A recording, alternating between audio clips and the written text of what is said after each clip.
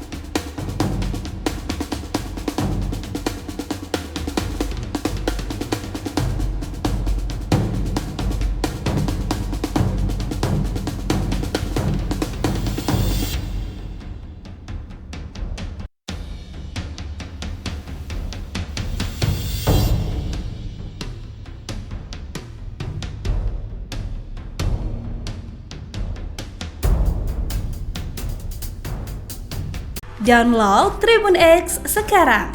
Menghadirkan lokal menjadi Indonesia.